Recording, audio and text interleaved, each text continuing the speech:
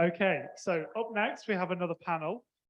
What can for-profit and not-for-profit startups learn from one another in the climate space? So I'd like to welcome to the stage Dharma Satyanathan, Shruti Iyengar, Katie Shaw, and Louise Crow, not Louise Shaw, and as our moderator, Bridget Gildea.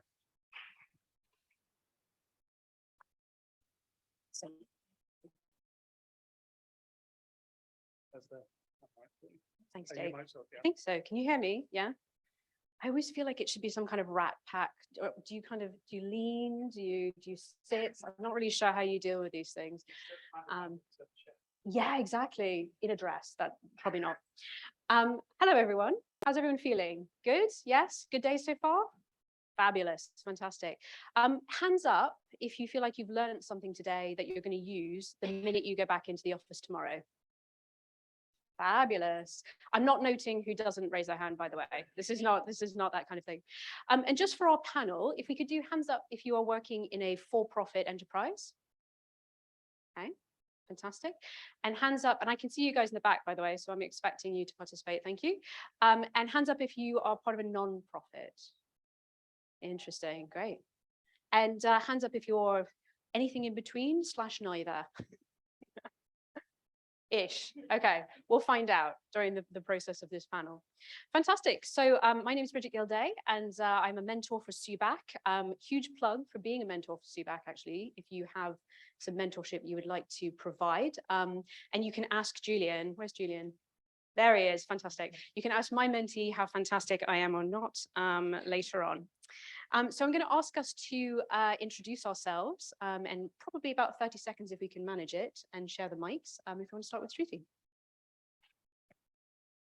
Last 10 seconds. Hi, I'm Shruti Iyengar. I currently work at Sustainable Ventures. I work in the investments team. We're a pre-seed climate tech fund, and we have an accelerator program as well. And that runs for about 12 months, and we invest across sort of all climate verticals.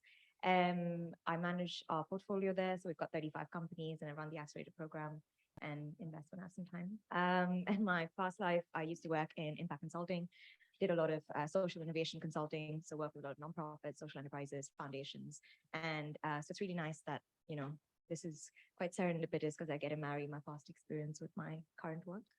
High fives for 30 seconds, by the way. Well done. Excellent. No pressure. So hi, everyone. Lovely to be here. My name's Katie Shaw. I'm the Chief Program Officer at Open Supply Hub. So we are launching on November the 2nd, and we map global retail supply chains, and we make that data openly accessible for anyone to work with. Open Supply Hub will be an extension of our proof of concept, which was Open Apparel Registry, which launched March 2019. And just in the context of this panel, we are a non-profit organization. So answering questions and looking at all of this through the lens of a non-profit. Great. Hello, everyone. I'm Louise Crow. I'm Chief Executive of My Society. My Society is a civic tech non-profit. So we aim to use digital tools, research and data to help people participate in civic life. We run the website They Work For You, which tells you what your MP is saying and how they're voting in Parliament. In the last couple of years, we've started a climate programme, A, because this is the most urgent challenge facing us, and B, because all the decision making we're going to have to make over the next few decades is going to be extremely difficult. And I think there's work to be done at the intersection of democracy and climate, and digital services can really have an impact there. Hi, everyone. Sorry. My name is Dharma Satyanathan. Pronouns are she, her. I'm one of the partners at Bethel Green Ventures.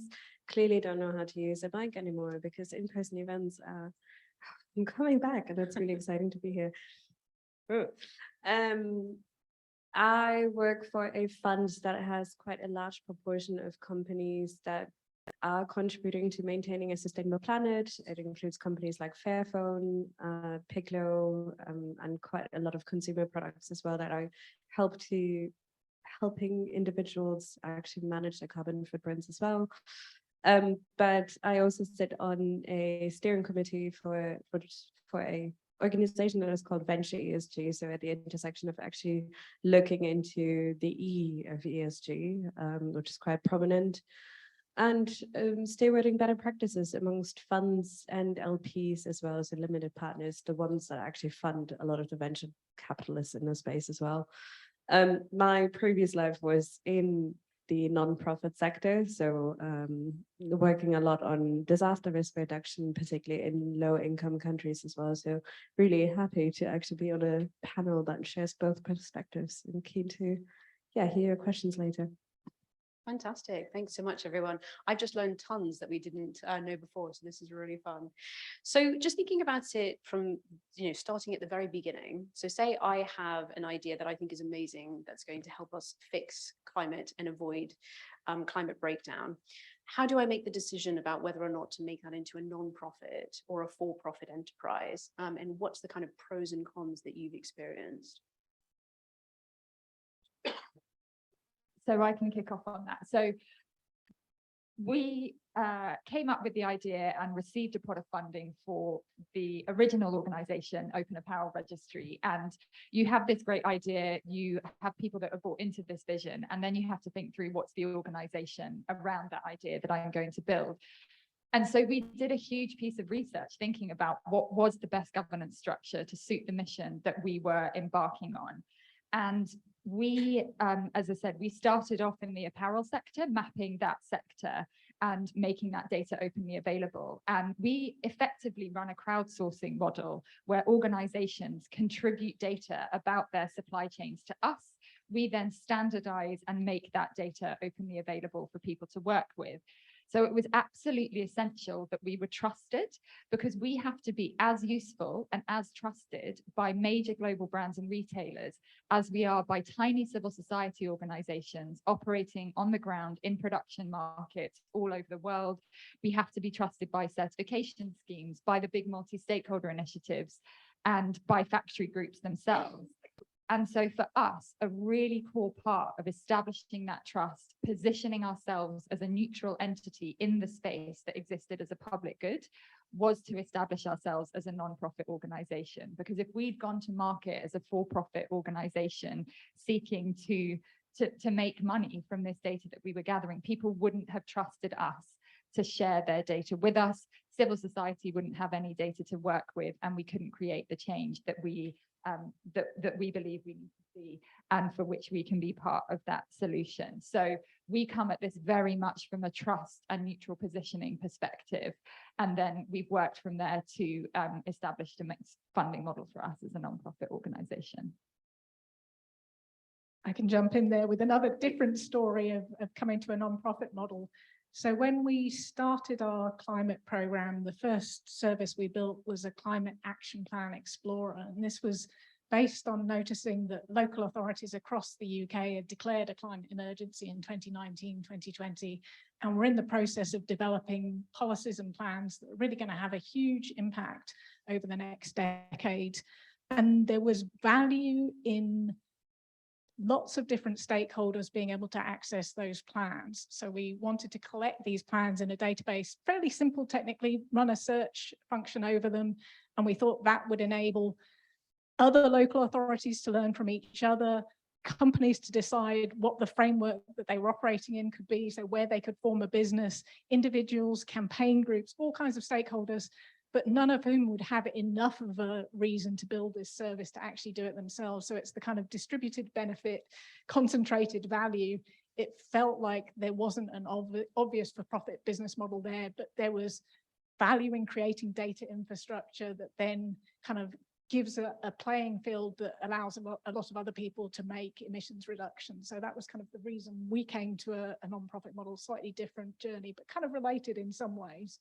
That's fantastic. So far we've got 2 for non-profit. Surely there must be some element of the for-profit universe that actually we want to defend here. Well, I think, can you hear me? Yeah. Okay. I mean, I think it's a really interesting question, right? When you're deciding what model to choose, because it changes so much with your fundraising journey. It changes a lot with the kind of stakeholders you kind of interact with and the network you build and all of that. And I've seen both sides of it, and I've seen both sides of it work really, really well. So I'm not Good, thank you. trying We were a little to- bit too far in one direction, so Yeah. I appreciate it. Thanks for We're that. not trying to plug either. But I do think, like, for me, a few things that I would think about if I was starting a company is simple things like who my customer base is, and are they the ones paying for the product, or is somebody else paying for them to consume it? And that for me is one key difference that I've noticed between for-profits and non-profits. If your customer's paying for it, a for-profit model would be great. If somebody else is paying for it, usually a non-profit model is a great fit. It's the same with things like resources. So we've had this chat before, but I've often seen with things like ocean cleanup, when it's not clear about who shares and who's responsible for a particular portion of the resource. More often than not, a for-profit is not able to kind of raise the kind of funding because there isn't a business model yet that's been proven. And in that case, it would be a nonprofit, and it would be sort of a stakeholder group like a foundation who has impact goals that they want to work towards. So I think there's a lot of nuances to like what you choose. And I've seen both work, and I think both have a place to exist and need to be there. But yeah, it really depends on a couple of the key drivers when you're kind of deciding the model, really. Makes a lot of sense. And, clearly there are some ways in which various of these organizations, whether for or nonprofit or anything else in between, can go quicker or less quick in the context of innovation. So do we have some thoughts, maybe Don wants to come in, about, how that makes sense? What kinds of things can be accelerated in the context of climate in the for-profit versus the nonprofit universe? That's a really interesting question. I think it's quite hard to answer. Sorry about that. I give you the hard one. It's mostly also within the context of climate change or anything related to climate tech in realization. If we look at the sort of impact that we want to drive, or the impact that we want to see in the world as well, there's a lot that's being done at the moment that's looking into removing carbon emissions in general, but there's a lot that isn't done yet, or isn't done as fast as we would like to see, or as innovative as it could be within the space of climate adaptation, for example. So actually looking into products and services that help us adapt to a significant change in our lifestyles that's also yet to come or has already emerged. Where some of the innovations that we're seeing and that we've invested in as well are sort of adapting to helping reskill workers, for example, for a greener economy. Thinking about sort of the unintended consequences of our own consumption when it comes to software products and services that we're using, and actually looking into building more greener versions of those as well. I mean, considering that 60% of our life exists on AWS service is significant. So wanting to change that and wanting to change the dynamics of where money is concentrated as well, or where the monopoly exists, those are some of the things that where we would like to see more innovation as well.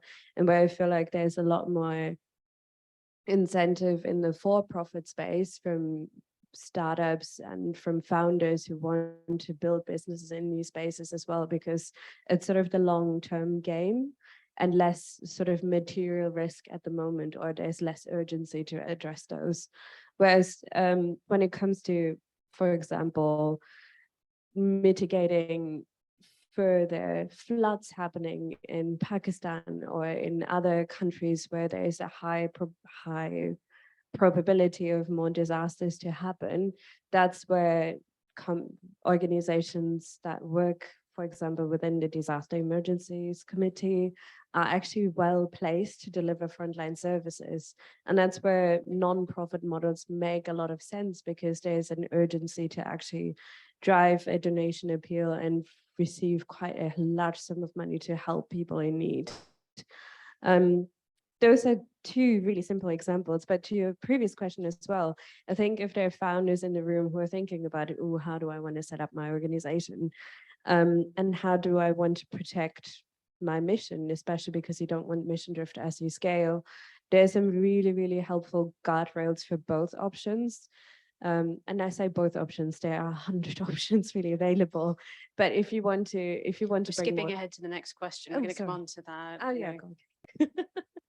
Is that okay to answer? Yeah, that go really for quick? it. I was just going to say that if you're also looking for more structures that gives power to the workers within a co-op, for example.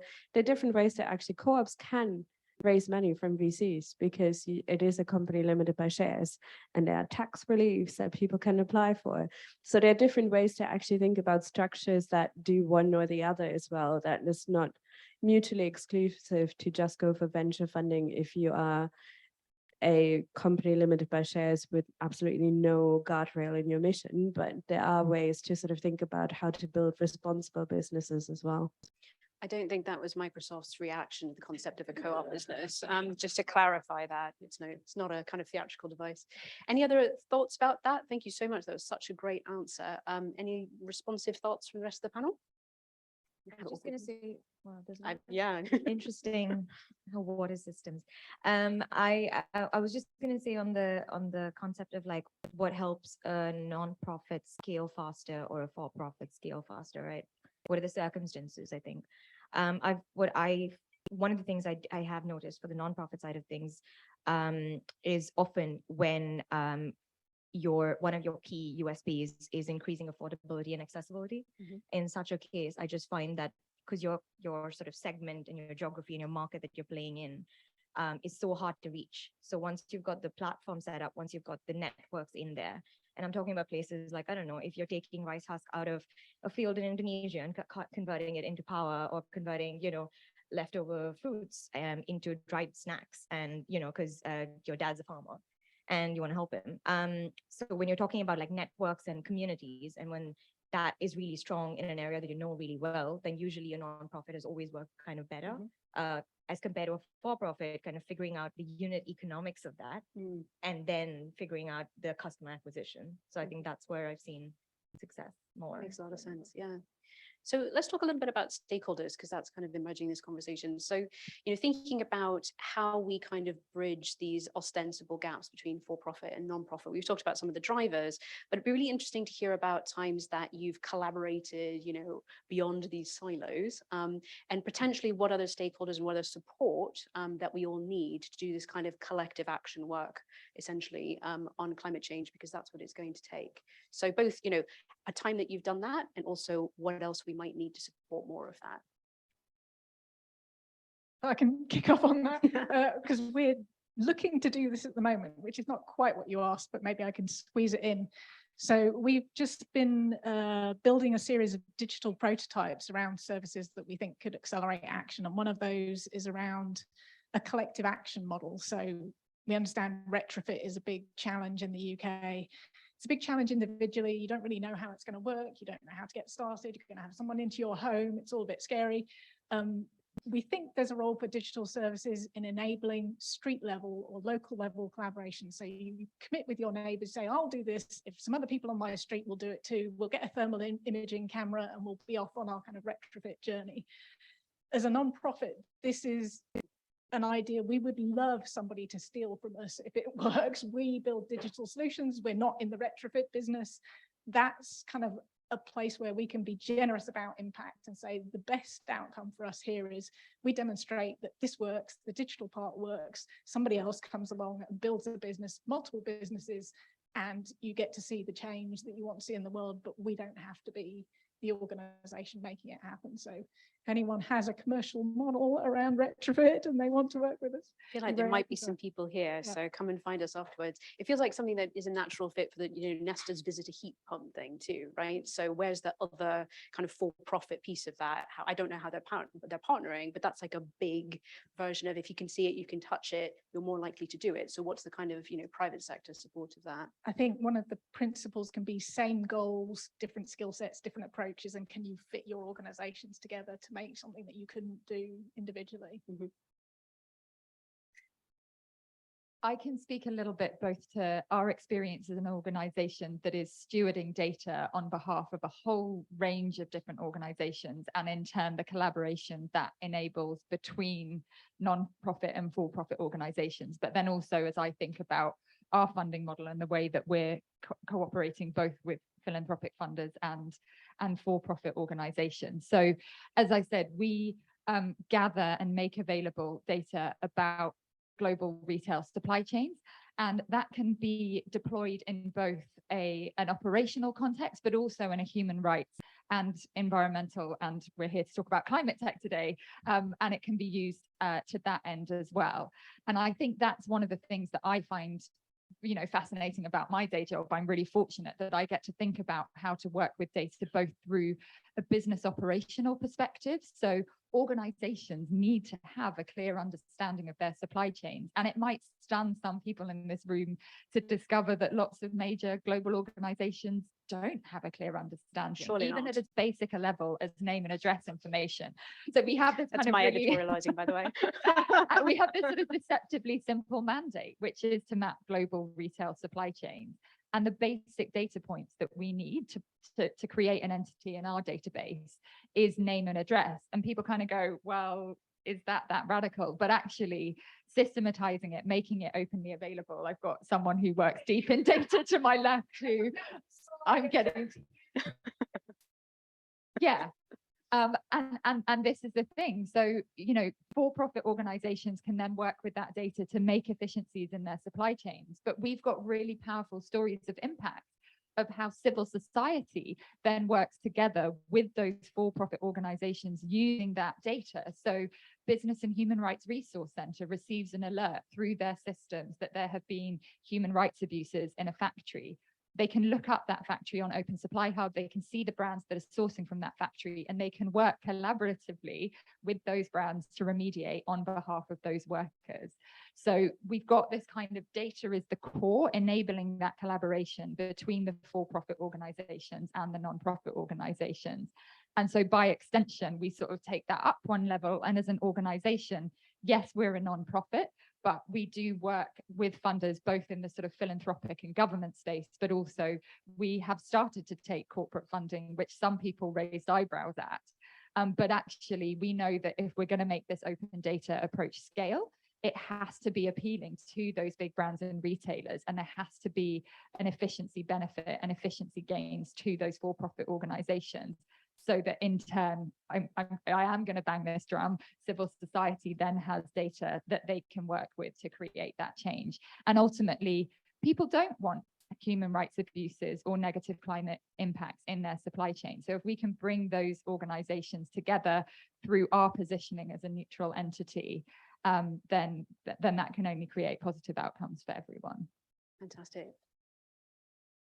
I was going to say, I really love that example because it shows the sort of bigger picture from our systems change, because a lot of times I feel like we're sort of wanting to fix really immediate and direct concerns, but there's sort of a bigger play that we need to take into consideration. So examples like these are really fantastic. I can maybe draw on one example from one of our portfolio companies called Fairphone. For anyone who doesn't know them, they've sort of started with the ambition of building a ethical modular smartphone where the raw materials that actually go into your phone, like the cobalt and the gold, if you didn't know, you have gold in your phones, it comes actually from conflict-free mines in various regions of the world. But one of the sort of biggest and most unsustainable supply chains that exist when it comes to raw materials is cobalt, which, surprise, surprise, also goes into your electric vehicles. So, big issue when it comes to thinking about the transition to a net zero future as well, because we're all banging on about electric vehicles, but not necessarily looking into the supply chains of where this is actually coming from. So one of the things they tried to do very early on was to actually just work with other ecosystem players and have now built a coalition, which is called the Fair Cobalt Alliance, which is a huge sort of endeavor to actually look into the mining practices. So ensuring that there's no child labor, that people are paid fairly and have secure working conditions as well, and just advocating for bigger change in the industry as well. And that's not possible as an individual organization or an individual entity. That really requires country level engagement, political consensus, and a lot of different civil society members who are advocating for better human rights practices as well. And it's really, really fantastic to sort of see how people from different walks of life can come together. Companies, organizations with different incentives can actually come together to work together on these particular issues. So it's, yeah, I think looking sort of at more systems change will require a lot more collaboration between for-profit and non-profit entities as well. Fantastic, yeah. So you've very elegantly moved us along to impact in a perfect way. So I think we need a collective high five on that. We did have a pre-chat about this, so it's going to plan. Yeah, just thinking about, what you measure is what you do, right? So as we think about impact, what are the different kinds of impact that I, as a for-profit startup or a not-for-profit startup, are really focused on, and how do we need to put in some other kind of perspectives, incentives, etc., to make sure that that actually can go up to a systems change level? What does that look like in practice?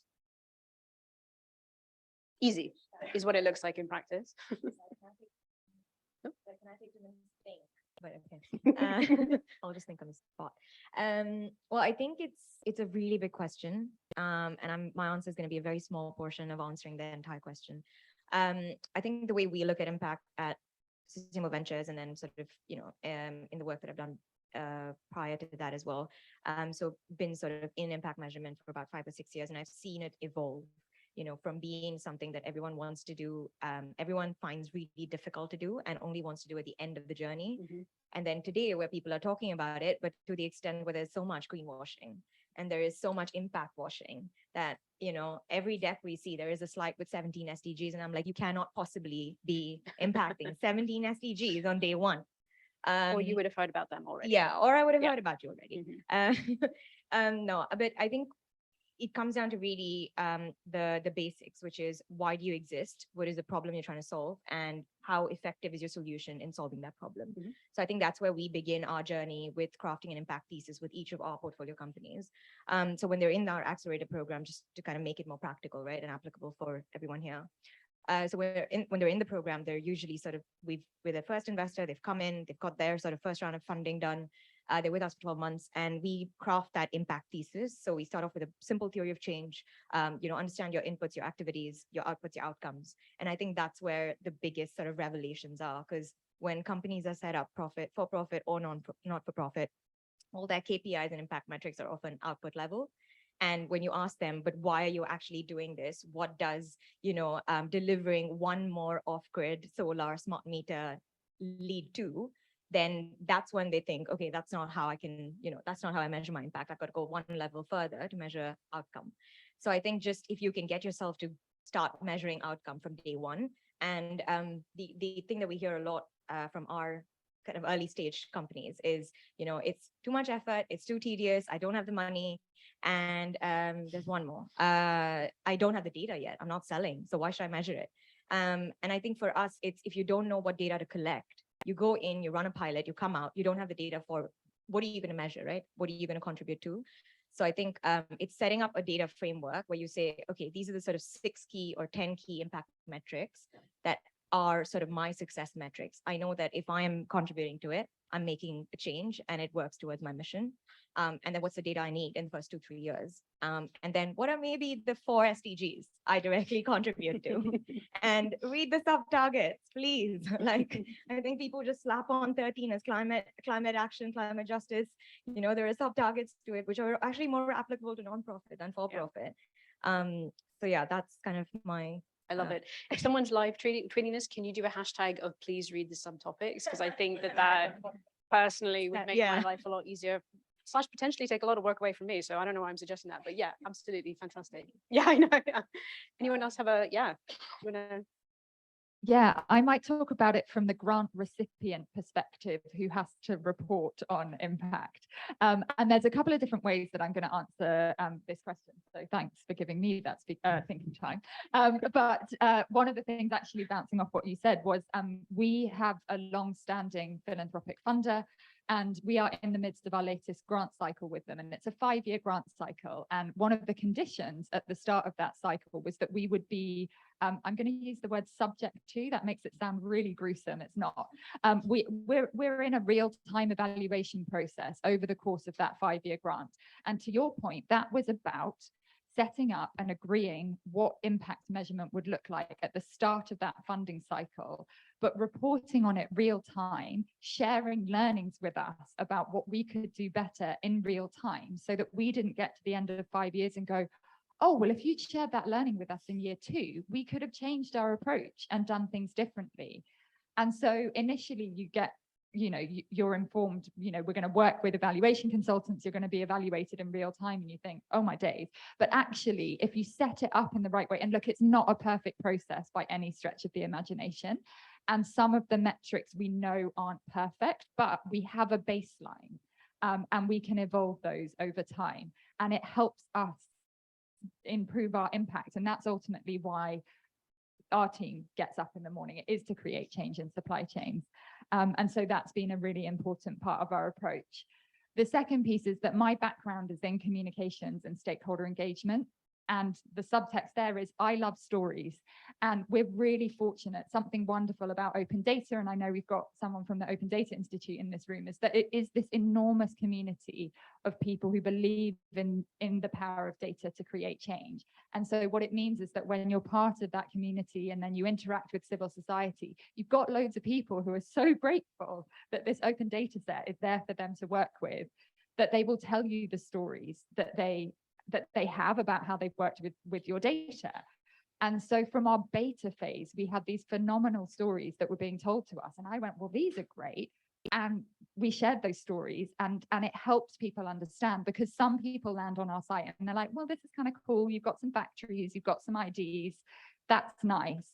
And then you tell the stories of how to work with that data, and inspires all sorts of other ideas. And I mean, who doesn't love a story? It's a kind of, it's something that humanity has done since before time began. And so I think stories, as much as hard metrics, are really, really important.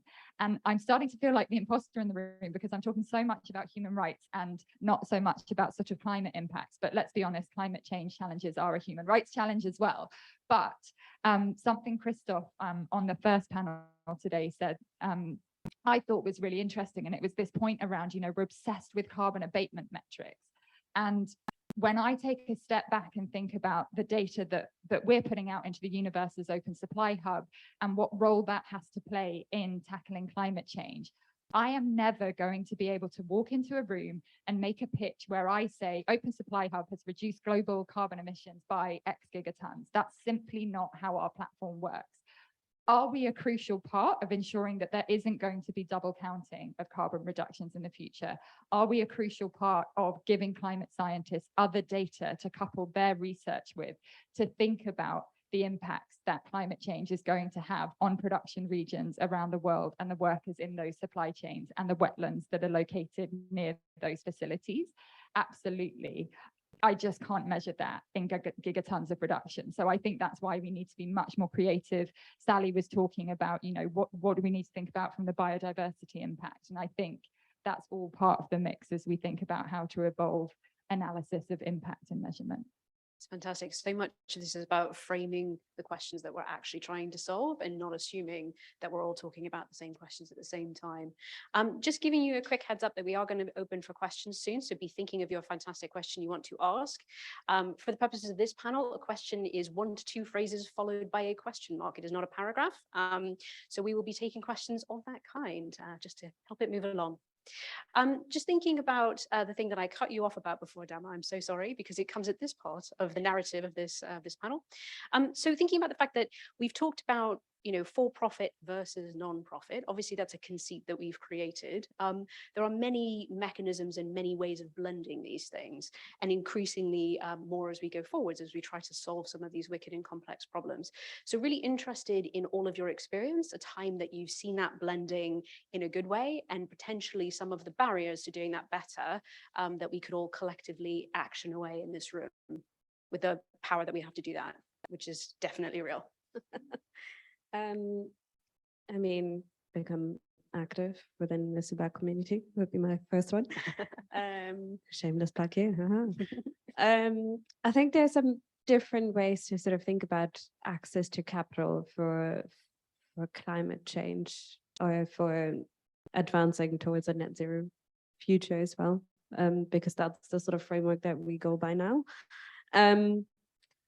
is to really think about where, and that's to Shruti's point earlier, where are the communities that we're trying to serve as well. So a lot of models that are geared towards the global south, which is a terrible term, but here we are, is more geared towards non-profit models in a way, because we also need to think about the historical exclusion that has happened, or the massive sort of exploitation in particular regions, because colonialism was real.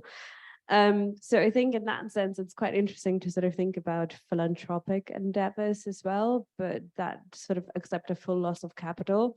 But in general, we if we talk to any impact investor, we sort of think about it and this is from Bridges Fund Management and the IMP, so really worthwhile looking up, is the sort of spectrum of capital as well. So looking into sort of traditional and responsible investing practices that have sort of an ESG screen on, or impact investing, which is actively contributing to solutions as well, which can be in the UK specifically for-profit models to social tax reliefs, if you want to go for individuals, if you're going to go for VC funding with sort of different verticals as well, if you're building hardware or software products, if you're building within a specific vertical and are construing a different type of premise for the business as well. But the really interesting thing is that blended finance is coming up time and time again. And there are some platforms that are being built now to also look into how do you then unlock further capital that you when you want to scale, because I think one of the biggest sort of problems that I've personally seen in the non-profit space was that we got some pot of money, we got some grant funding to actually try out an experiment, but we didn't get enough funding from those institutions where it was possible to actually pivot when we actually learned this is not going to work, or where we were able to find scale-up funding and actually continue building on the services or maintain the services as well. Maintenance is so important and so underfunded in the non-profit space. So actually hearing more from seeing the sort of endeavors from trust and grant foundations to actually provide more capital towards maintenance is absolutely fantastic. And there's some really great organizations who are looking into climate justice now, is actually reframing the sort of work in this space as well. But that's a long-winded answer to your question. And do you think, I'm just thinking about the kind of unrestricted funding movement that's happened in the States, right? Which has really kind of come out of anti-racist work more than climate work. But it's very interesting, MacArthur Foundation, like a lot of the big American foundations with whom I'm sure lots of us have worked, have moved from you get your 15% off the top, that's it, into actually understanding that the sheer amount of work that goes into reapplying for this kind of philanthropic funding, when you're dealing with vulnerable populations and you're dealing with people who are really trying to do good work, is really difficult. But it hasn't seemed to kind of gone global yet. And I think that's kind of what you're saying to a certain degree, although we can move along to the nonprofits who feel like they want to talk about this. I mean, I could definitely endorse what you've just said. I think my imposter syndrome of being on this panel is it's about startups, and my society has been around for 20 years, so I can speak to that maintenance cost and the kind of the different funding you get from different sources. The philanthropic funding can often be quite project-based, does stop you from pivoting, does not give you that flexibility to change and keep evolving. So I think for non-profits, one of the questions is, how do you stick around? How do you get a financial model? Your model is driven by impact, but that means that money doesn't necessarily come directly with it, as opposed to a commercial model where you know you're successful when you're making the money to continue to drive the engine forward. So I think that diversification of income has to be part of the model for non-profits if they want to stick around for the long term, if they want to do some of that maintenance that is key to continuing to provide a service. And that leads me to think that hybrid models are really interesting and give you a lot of flexibility that you don't get from positioning yourself very clearly in one place or the other. It feels like you said that slightly apologetically, but Well, it's but that sort of I feel boring like that's essay kind of where we're answer, isn't it? going. It's like, Yeah, where we're going. bit of Well, I mean, both. there is a tension between impact with a capital I and these kind of blended models, right? In the way that we've set it up as, you know, as a kind of approach. And so really interested, do you want to talk a little bit about how My Society has done that? And then we can. Sure. Yeah. Yeah. I mean, in our case, so we're lucky enough that we're technologists. So it's a kind of skill set that is commercially applicable. I think that's not always true in some of the non-profit models, and that makes a challenge in itself. So we have a commercial subsidiary that has a software as a service business that then donates profit back to the charity. And I think there's some value. One of the tensions we have is how close do you keep those two elements of the organization together? And I think they actually can feed into each other in a very energizing way. So you've got the kind of the rhythm of the business and needing to find clients and needing to do that on a schedule, which brings a certain energy to the non-profit. And then the non-profit has the mission focus, which then I think often in a completely for-profit model, you're a little bit driven by the profit and by the customers, but having a real sense of what you're about as an organization gives you a better product, gives you a better service, because you kind of know who you are. You can be a critical friend as well as another pair of hands to clients. So I think there's value in keeping them together. There's also challenges because you're competing with for-profits who can hire away your very good tech people.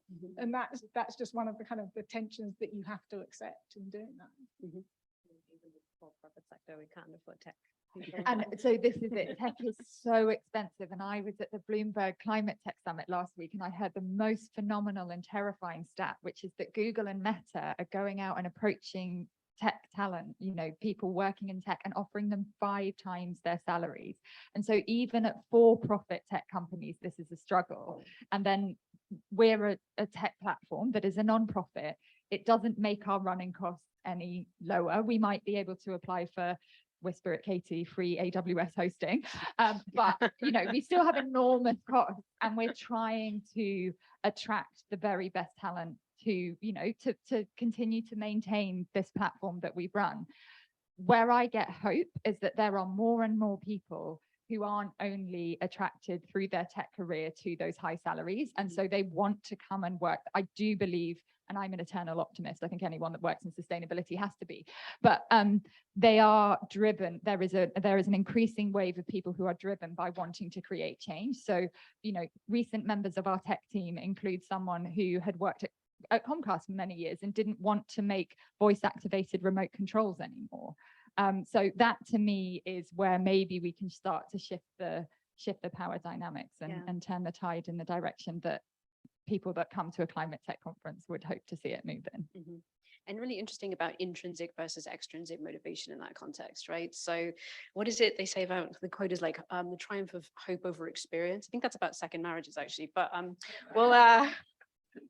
we'll put it in the context because someone can Google that, and I feel like that's what it was about. But anyway, we're moving on from that. But I think, you know, the triumph of hope over experience is where we need to get to, right? And there's an interesting moment in people's careers where they get to that. And so I feel like that's an interesting spot.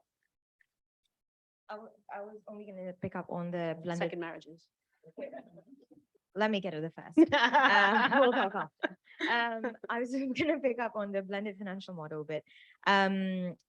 I think I remember 6 years ago when we started working, so I spent a lot of time in Singapore, and we were working on social financial models for a bank called DBS, which works in 7 markets. They have a foundation. They wanted to build a social financial instruments for social enterprises because they just don't have the credit scores to get loans from commercial banks. And I remember working there and the kind of struggles of just educating people to understand what a blended financial model looks like. Yep. And how the returns and risk appetite of different stakeholders can actually come together to make it work, to make the mechanics work.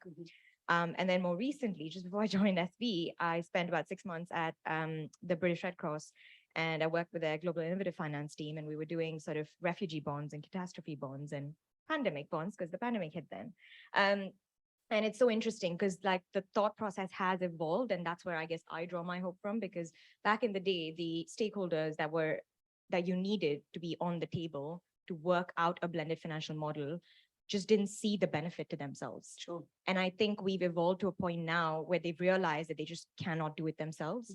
So when you're talking about like something like a outcome-based model for refugee focused, say, impact, right? Where you want to have the financial metrics, you want to have the impact metrics, and they realize that the only way to work is to actually enabling all these social enterprises that are bringing together refugees to give them the skill set, to give them the to help them to afford things, and then to enable them and empower them in a way that is useful for them, while also ensuring that there is a third-party body that comes in and verifies the impact metrics, or there is a foundation that is able to now know that my money has specifically gone to this many people and improved their lives in this way.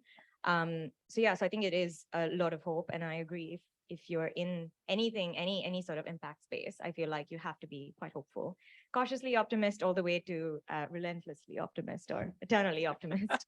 I like relentless. Yeah, I right. think we need more relentlessness in this context. Yeah. So yeah, so the one thing that I would say as a takeaway for people sitting here is just, the one thing that I feel like we need to do a little more of is when we're thinking about how am I going to scale this nonprofit model or this for-profit model, and how can I work with other stakeholders. And once you've had those conversations about, oh, let's collaborate, I feel like there's a lot of talk and there's not enough, okay, let's sit down and build out the business model at a very small scale, get just 3 stakeholders on the table, pilot it with a simple grant, make sure we've proven it, and then kind of scale it out. But while understanding the outcomes that each of those stakeholders need to achieve and need to kind of show their management teams. So if we could, it comes down to, I keep using the word business case, I shouldn't, but if you could just do that, then I Proof think, case, there's scope for it to really like and practical collaboration. Yeah. Highly agree with that. You know, collaboration is lovely until you actually have to do something, right? And then people stop replying to your emails. That's just my trauma speaking. So from being a consultant. So I have one more question, but I'm also conscious that this is a topic that probably touches on what a lot of us are working on. So just want to open the floor. A reminder, a question is 1 to 2 phrases followed by a question mark.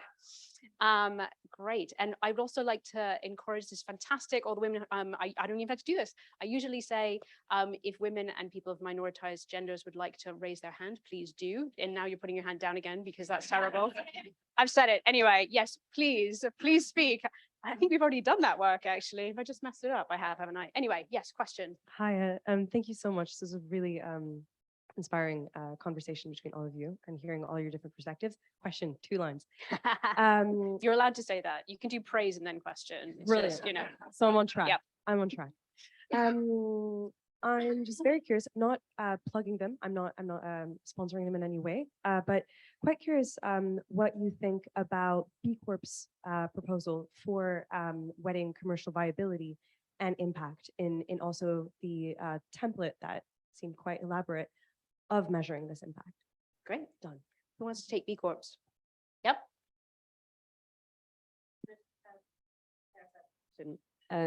Are you asking whether B Corp is a good way to measure impact, or what are you trying to determine? Right. Okay. So Bethel Green Ventures, I can't speak anymore. B2B is a B Corp, and we were one of the founding members of B Corps in the UK back in 2015. And we've gone through the certification process 3 times now, so I can tell you all about it. But I think one of the sort of biggest levers for change is actually the whole stakeholder engagement, because it is a verified process for companies that are older and have been trading for more than 2 years, because you need to build a certain track record to actually show, yes, you have a staff handbook, you have policies against corruption and whistleblowing, and have to have certain measures in place in order to actually verify as a B Corp. Which definitely, and then you have to go through the recertification process every 3 years to sort of ensure that you are on path of actually doing better, or have lost all of your acclaim because you've done really bad shit. And there are some examples of companies who've done really bad shit and lost their B Corp status, but that's only due to public pressure because people have advocated and actually shown a highlight and a spotlight on those companies to actually say, you know what, they should not be constituted a B Corp because they have terrible working environments for content moderators. That's the sort of latest examples as well. So in that sense, it's actually a really good sort of framework to bring more accountability to largely privately held companies as well, because it is still a framework that is largely adopted by companies that are not publicly listed, which is why I think it's perfect for sort of accountability. It does come with a lot of rigor and a lot of work as well, particularly if you're smaller companies, and it only applies to companies limited by shares. So it's only applicable for-profit models at the moment. But there are some really exciting campaigns actually happening in the UK, for example, with the oh God, what's it called? If you actually look up the B Lab site, you'll find the sort of campaigns, which is basically trying to change the Article 187A within the UK, within the UK. I don't know what it's called. It's not called the Constitution because the UK doesn't have one. Yay. Well, it's just unwritten. We have one, but it's just not actually written down anywhere because that would be too easy. That's it. Yeah. But it's basically a whole public campaign to try to embed more stakeholder engagement within any company. So you don't actually have to become a B Corp to ensure that you have your social or environmental mission embedded in your governance documents or your articles of association. So it's really worthwhile checking out that campaign as well. That's Great. sort of, yeah, a short answer. Perfect. And you know, bad shit is definitely a technical phrase in the context of B Corp certification. I can say with confidence. Anyone else have a quick thing to say about B Corpness? I was just going to add, because we were talking about impact earlier, I think I was happy not to answer the question about impact. I did notice you not answering that question. It is the key question, and it's so hard when you both want to be rigorous, but also whatever the investing model, leave space to grow and to develop your impact and understand we're all working in an ecosystem. And as Katie pointed out, you can't always draw a line from A to emissions reductions. My boring answer on impact is it requires a lot of self-scrutiny and scrutiny from other people. And those are the only kind of truing factors you're going to get. So just to endorse the point that for any mechanism that puts impact at the heart of organizations and says we're going to open ourselves up, and if you can make your judgment as to whether we're doing something significant or not, I think it has to be a good thing. But you know, the simpler you can make it, the more you open the field up to smaller ventures too. Makes sense. Shruti, did you want to? Oh, no, everyone, go for it. I'm really conscious there might be other questions, but what I wanted Especially to say for women, was, we just said that. oh, right, sure. What I wanted to say really briefly was we did explore whether that might be a route that we would go down as an organization. I think it's a really interesting structure. I think they do an amazing job at fostering community. I looked at them as a source of inspiration in terms of ambassadors and that kind of thing, because I think they are building a really interesting movement. My plea, if there is anyone in B Corporation in the room, have as one of your metrics, unless that organization is sharing data openly about their supply chain, you will not receive your B Corporation. Excellent. We can go home now, right? We got the clap. So do you want to share something about B Corpness? Yeah, I think on the gradient of like B Corp to like maybe not B Corp, we are not a B Corp certified anything, organization, accelerator, fund, none of that. We also don't endorse it for our startups purely because we're quite indifferent. I think it's also a very personal opinion. I'm not talking for SV here. I think the reason I come at it from that perspective is because I just feel like it needs to be right for you. And if it's not right for your particular company, your shareholders and your stakeholders, if either of those people and or both don't actually care as much about it, or it's not making a significant difference, then I would say take a step back and create your own impact framework. Create your own metrics that actually make sense for you, that will hold you to a standard of measurement that you want to hold yourself to. But then, of course, it comes with huge amount of integrity that, you know, as a sort of caveat. But I think in terms of, I'm a big proponent of anything where we've made baby steps. And I think like they've actually helped us to help the world to come up with the vocabulary, to like familiarize themselves with the vocabulary, to understand the different like buckets, the 5 different buckets, and to actually say, okay, I shouldn't be doing stuff only for employees, but I also need to think about stakeholders. So in terms of just helping with awareness, education, all of that, yeah, I think it's quite great. But whether it's right for you or not, I think that's very personal to each company, like business model, revenue model, all of that stuff. Yeah, and the more rigorous you can be about impact measurement, you know, the better. So why not? Fantastic, great. Oh, 5 minutes, okay. Question. So we're going to take 1, then 2. Do you mind just saying your question in case we can bundle them together for our 5 minutes? So lady in the yellow first.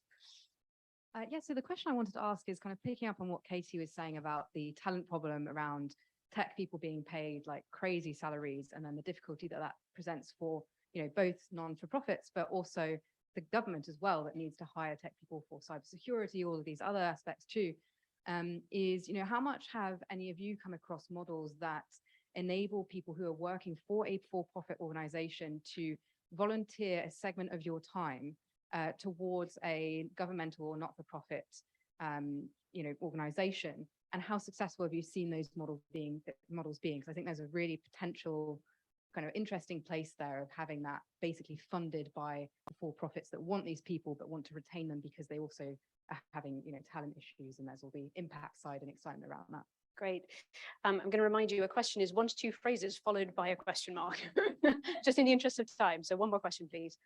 It's kind of perfect because it was really closely related to that There you talent go. issue. So I've just started a climate fintech company, and so we're facing this issue.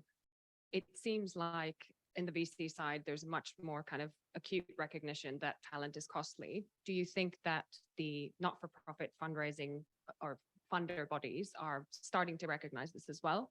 And then I had a second question related to the B Corp thing we already covered, but what other ways would you suggest practically for, you know, for-profit companies to not lose sight of their mission and impact as they scale? Great. Tracy, do you want to take that one to start off with? Just because it relates to your point in the last one. Oh my We've God. got about 3 minutes I feel left, like I got very guys, so- controversial there. Well, I just think your second part of the question was about staying true to your mission, staying true to your impact metrics. Yeah, I think it's such a relevant question when you're in climate, and especially the convergence of climate and fintech, because you are kind of navigating a path where there's been a lot of sort of, it's a black box if we open it up, because there are climate investors who stay away from it, and then there are climate investors who don't mind it. So I think in terms of mission and impact metrics, I would say I go back to the basics. So theory of change. I quite like the IRIS Plus metrics by the Global Impact Investing Network.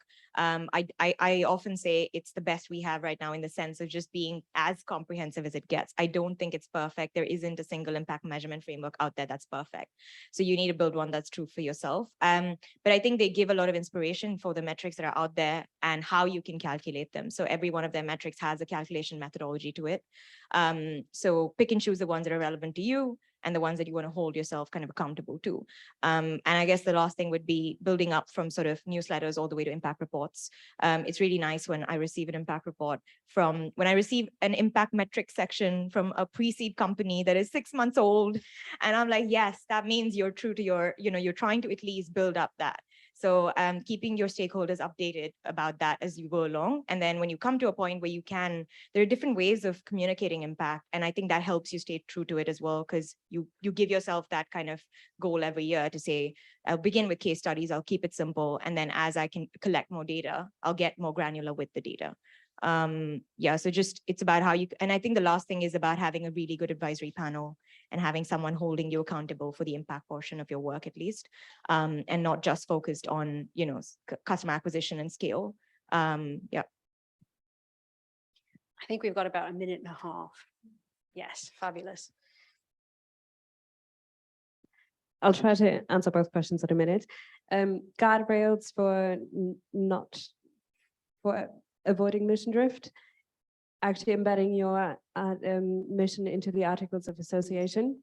because that's your governing document, that's your get-go from the premise, and that's something that we ask our startups to do as well, and actually sets you up for the first sort of step that you need to do for your B Corp certification process, if you so desire.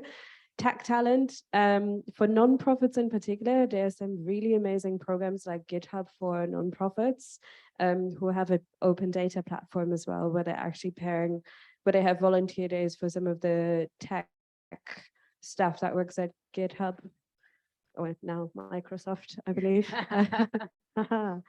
Very tuned to where we are. You get extra credit for that. You absolutely do. Yeah.